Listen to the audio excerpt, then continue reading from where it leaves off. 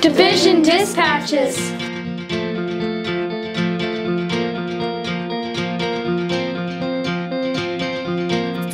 How often does your board meet in Committee of the Whole? What kinds of things do you discuss in those meetings? Do you open those meetings to the public? If your immediate response to that last question was along the lines of course not, it's a Committee of the Whole meeting, then it may be time for a refresher course on the concepts of in-camera and Committee of the Whole. Many organizations and people use the two terms synonymously, but they don't mean the same thing. In-camera is a legal term, meaning in private. Committee of the Whole is a procedural term, referring to a meeting where the normal rules of procedure are relaxed.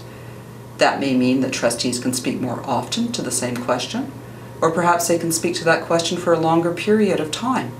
But it doesn't necessarily mean that they get to do that speaking behind closed doors. Section 30(3) of the Public Schools Act requires that every school board shall hold its meetings openly. So, the school board is not permitted to meet as the board in camera. However, under Section 30(4) of that same Public Schools Act, committees can meet in camera because the Committee of the Whole is still a committee, albeit one comprised of all board members. It can meet in private. So, what about the flip side of this discussion? If a board wishing to meet in camera has to meet as Committee of the Whole, does the Committee of the Whole meeting need to be held in camera? Definitely not. Let's look back at Section 30(4) of the Public Schools Act. It says that committee meetings may be held in camera, not that they shall be held in camera. In other words, the decision to meet in camera as Committee of the Whole, or as any other committee for that matter, is at the discretion of the board. So, what should influence that decision? The general rule is that in-camera discussions should be limited to confidential matters. The need for confidentiality may arise from legal requirements under privacy or other legislation. It may result from the need to protect the legitimate business interests of a school division, say, for example, one that's looking to acquire property. Confidentiality may also be required when the board is considering some matter, perhaps a student or staff disciplinary one, involving specific, identifiable individuals. In recent years, the use of Committee of the Whole deliberations by many school boards has increased as they've shifted their internal operating structures to employ at least some aspects of policy governance. Under a policy governance model, many of the committees traditionally used by school boards, transportation, personnel, facilities, for example, have fallen into disrepute. Why? Because those committees tend to relate to management or administrative functions rather than governance functions. Setting bus routes? That job's for the transportation supervisor. Hiring a new custodian? That one's for the principal, or perhaps some other administrator. Deciding on a contractor for the new school roof? The board may approve the final expenditure, but the nuts and bolts of the decisions are somebody else's responsibility, at least under a policy governance model. In this shifting climate, many boards have done one of two things. They have either reduced the number of standing committees and adjusted the mandate of those remaining to ensure that they are policy-driven, or they have dissolved all standing committees, with the Committee of the Whole filling any resulting void.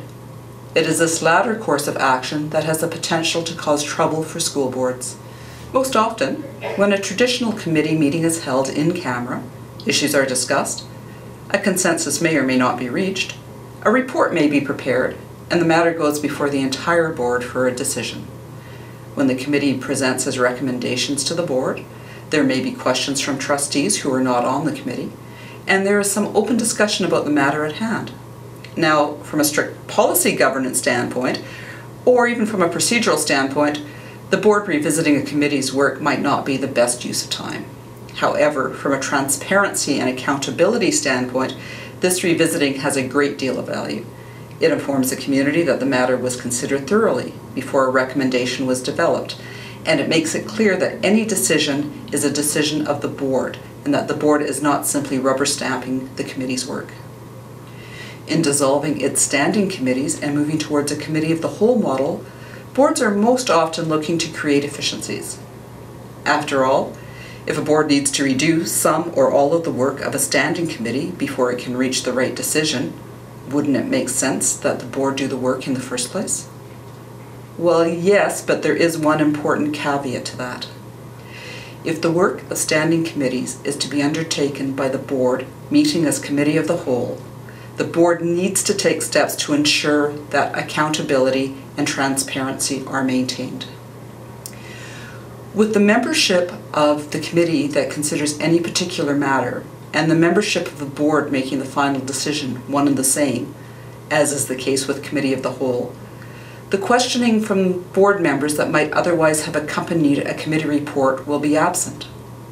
After all, everyone had their questions answered at the committee meeting. Why would they need to ask them again at the board meeting? So with no need for debate, and with everyone on the same page as to the preferred course of action, the actual board meeting is a model of efficiency. Except, what if the committee of the whole meeting at which the decision was reached, if not technically adopted, was held in camera? And what if I'm a member of the public and I have a strong interest in the matter at hand? I attend the board meeting only to see the board adopt a motion seemingly without any discussion. How can I be certain that the board has considered all sides of the question? How can I know that it's taken into account my particular point of view? I can't, and that doesn't leave me with any confidence that anyone on the board is hearing my concerns. Public confidence is diminished, and without that confidence, a board cannot be effective. So, alternatively, what if the board held its committee of the whole meeting in public and advertised that meeting just as it would any regular board meeting? The public has a chance to hear an open and thorough discussion of the matter at hand. And when the board next meets as a decision-making body at its regular board meeting, it could still be efficient in its deliberations, having already discussed the matter at some length. But the difference would be that the public would understand why the board reached the decision it did, and would be more inclined to accept, if not necessarily agree with that particular decision. So the bottom line is this: a board can meet as committee of the whole, or it can meet as committee of whole in camera. The key consideration in determining whether or not you need to go in camera is not that you can do it, but that you need to do it. That need is dictated by the matter under consideration, and nothing else. For more on committee of the whole and in-camera sessions, check out the School Board Members Handbook that is posted on our website. If you want to learn more about confidentiality and privacy in the conduct of school board business, you'll find a link to a webinar on that topic, also on our website.